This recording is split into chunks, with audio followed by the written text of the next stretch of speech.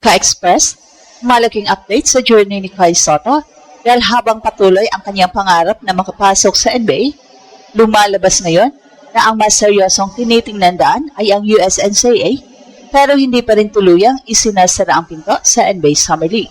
At ayon sa latest reports, may mga naging opportunities si Kai para sa Summer League pero sa ngayon, mas lumalakas ang direksyon na maghanda siya para sa isang mas mahabang ruta, college basketball sa US, possibly Exhibit 10 pathway at mas structured na exposure sa US basketball system. So ibig sabihin, hindi ito atras sa kanyang NBA dream, mas tamang tingnan ito bilang recalibration. Well, sa simpleng salita, kung hindi makuha ang tamang NBA opportunity ngayon, pwedeng piliin ni Kai ang daang magbibigay sa kanya ng mas maraming laro, mas malinaw na role, mas consistent na development, at mas malapit sa visibility sa mga scouts. Pero importante ring tandaan,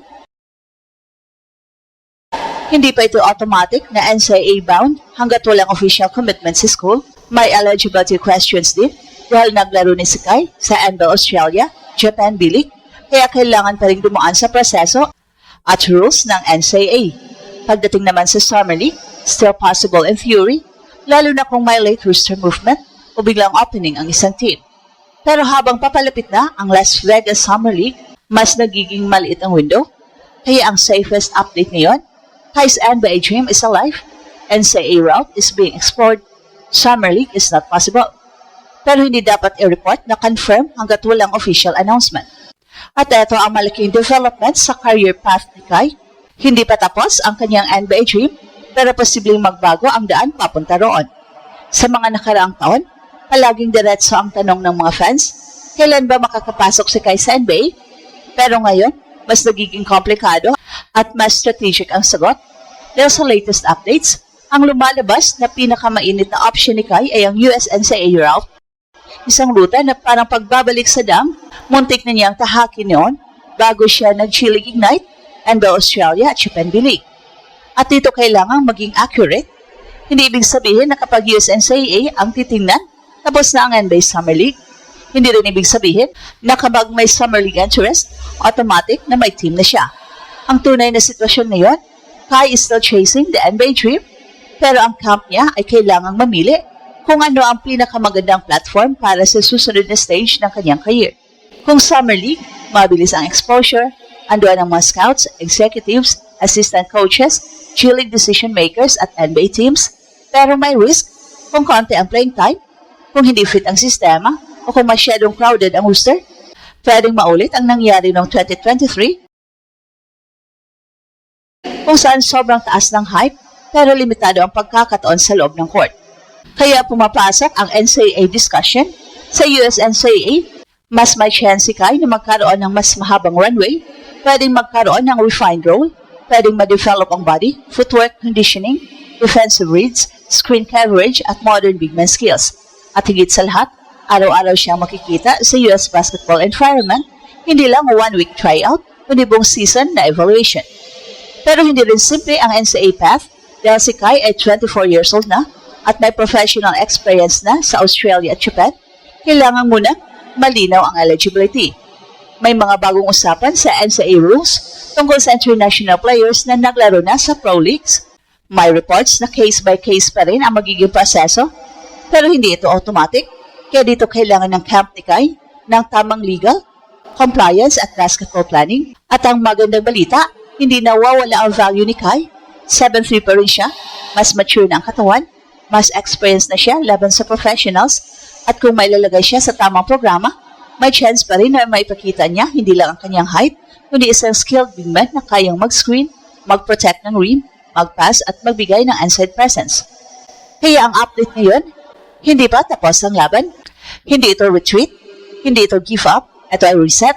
Kung walang perfect Summer League setup ngayon, pwedeng mas matalino ang longer route, pero kung may late NBA opening, still posible pa rin.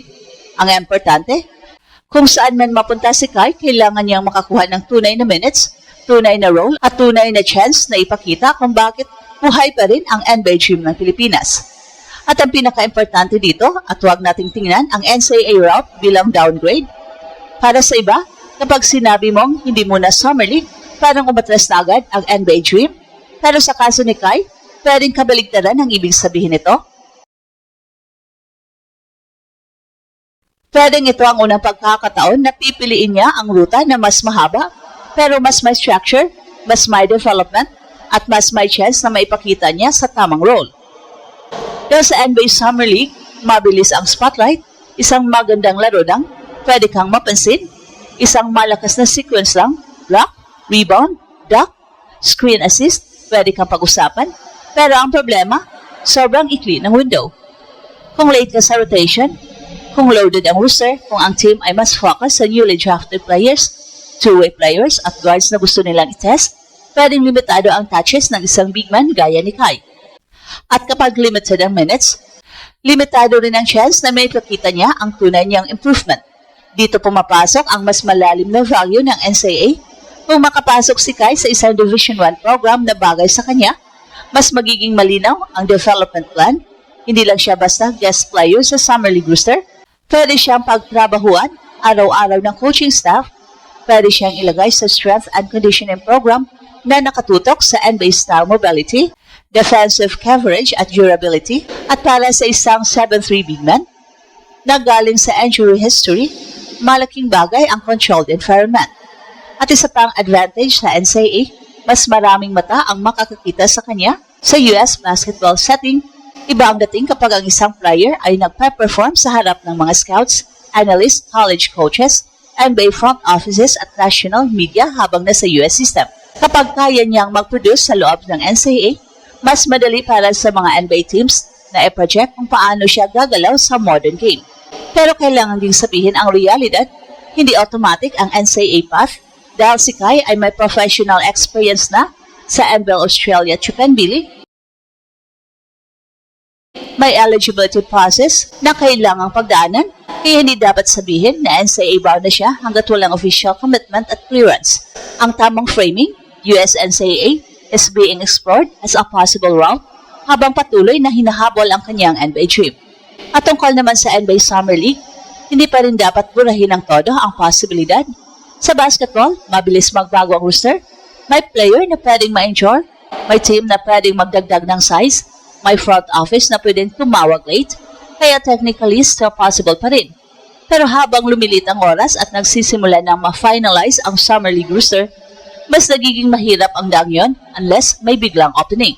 Kaya ang pinaka-balance na update ngayon, Kai Sotto is not giving up on the NBA at ang pinag-uusapan ngayon ay kung alin ang mas matalinong daan.